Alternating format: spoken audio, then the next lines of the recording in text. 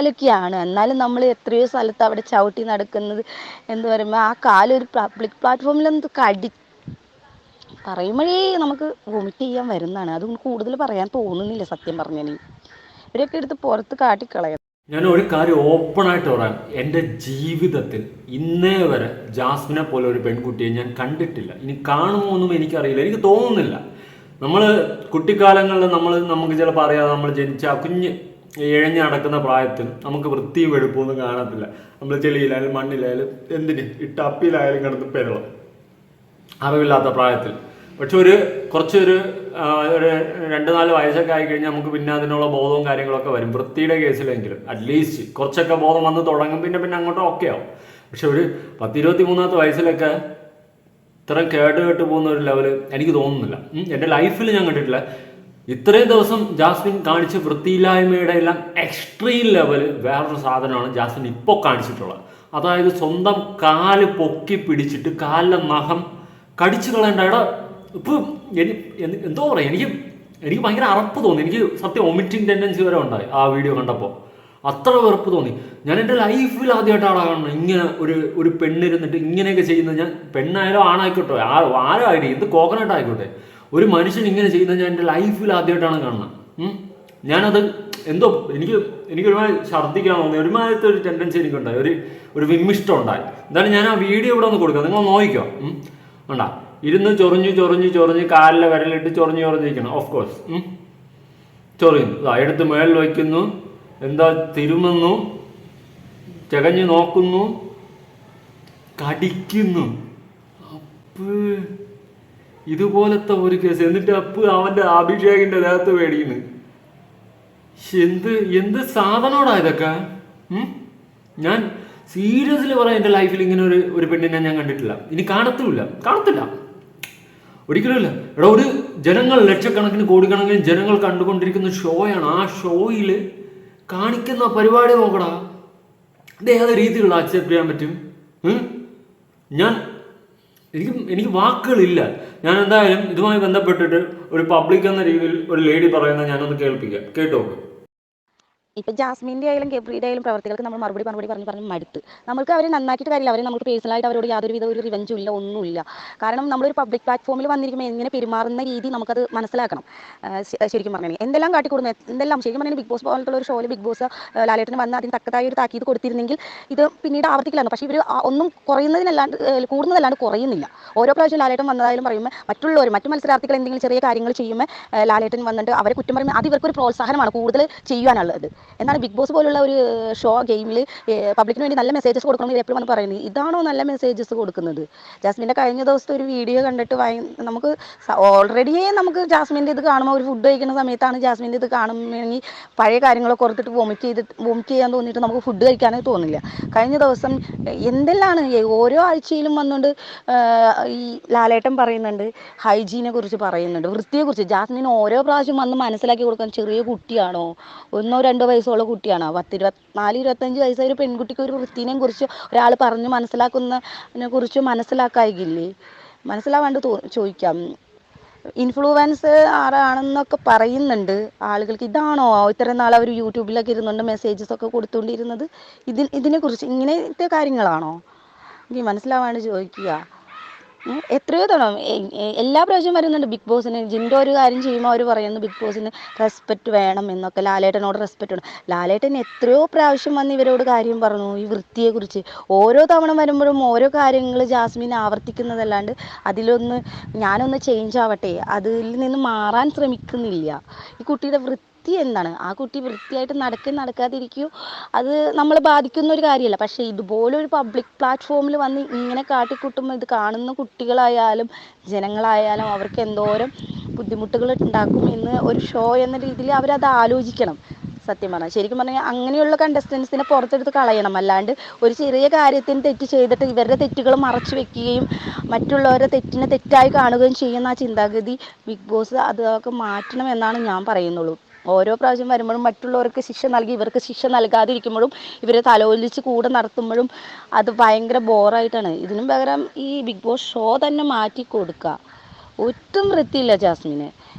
ചെരുപ്പിടാണ്ട് നടക്കുക, കാലിൽ സ്വന്തം കാലൊക്കെയാണ്, എന്നാലും നമ്മൾ എത്രയോ സ്ഥലത്ത് അവിടെ ചവിട്ടി നടക്കുന്നത് എന്ന് പറയുമ്പോൾ ആ കാലൊരു പബ്ലിക് പ്ലാറ്റ്ഫോമിൽ എന്ത് പറയുമ്പോഴേ നമുക്ക് വൊമിറ്റ് ചെയ്യാൻ വരുന്നതാണ്. അതും കൂടുതൽ പറയാൻ തോന്നുന്നില്ല സത്യം പറഞ്ഞാൽ. ഇവരൊക്കെ എടുത്ത് പുറത്ത് കാട്ടിക്കളയാം. സത്യം ഈ ചേച്ചി പറഞ്ഞു വെച്ച് നോക്കുമ്പോൾ നിങ്ങളൊന്ന് ആലോചിച്ച് നോക്ക്. ഒരു പ്ലാറ്റ്ഫോമിൽ വന്നിട്ട് കാലൊക്കെ എടുത്ത് വെച്ച് പ്ലാറ്റ്ഫോം വീട്ടിലായിക്കോട്ടെ, ഇത് ആരുടെ കാലിലെ നഖമൊക്കെ കടിച്ചിളക്കുന്നത്? സീരിയസ്ലി ലാലേട്ടാ, പ്ലീസ് ബിഗ് ബോസ് ടീം ദയവ് ചെയ്ത് ഡയറക്റ്റ് വിറ്റ്. എനിക്കറിയില്ല, അന്ന് ഗബ്രിയെയും ജിൻഡോയും ഡയറക്റ്റായിട്ട് പുറത്തേക്ക് പോകാമെന്ന് പറഞ്ഞ് വിളിച്ചോണ്ട് പോയില്ല, അതുപോലെ ഏട്ടാ വിളിച്ചോണ്ട് പോകില്ല ലാലേട്ടാ പ്ലീസ്. ഇത് ജനങ്ങൾക്ക് ഭയങ്കര റോങ് മെസ്സേജായി പറയുന്ന ജാസ്മിൻ കൊടുത്തുകൊണ്ടിരിക്കുന്നത്. ദയവ് ചെയ്ത് നാളെ ചോദിക്കുമോ, അല്ലെങ്കിൽ മറ്റെന്തെങ്കിലും ചോദിക്കുക, എനിക്ക് അറിയാൻ പാടില്ലാത്തതുകൊണ്ട് ചോദിക്കുക. Seriously it's very very wrong message give to public. വൃത്തിയില്ലായ്മ ഒരു മനുഷ്യന് ഏറ്റവും അത്യാവശ്യമായിട്ടുള്ള ഒരു ഘടകത്തിൽ ഒന്നൊക്കെയാണ് ഈ വൃത്തി എന്ന് പറയുന്നത്. അത് പല അസുഖങ്ങളും നമുക്ക് ഉണ്ടാക്കും വൃത്തിയില്ലെങ്കിൽ. എനിക്കറിയില്ല, ഇത് കാലിലെ നഖമൊക്കെ എടുത്തു വെച്ച് വായിക്കാത്ത വെച്ച് കടിക്കുമെന്ന് വെച്ചാൽ അൾട്ടർലി ഭാഗ്യേക്കാം. പറഞ്ഞാൽ നമ്മളൊക്കെ ഇതിന് പ്രതികരിച്ചിട്ട് ഒരു കാര്യമില്ല. കാരണം ബിഗ് ബോസും ലാലേട്ടനൊക്കെ ജാസ്മിൻ ഗബ്രിയെ പോലെയുള്ളവരെ സപ്പോർട്ട് ചെയ്ത് നിൽക്കുമ്പോൾ നമ്മൾ പറയുന്നതിന് ഒരു വിലയും ഉണ്ടാവാൻ ചാൻസ് കുറവാണ്.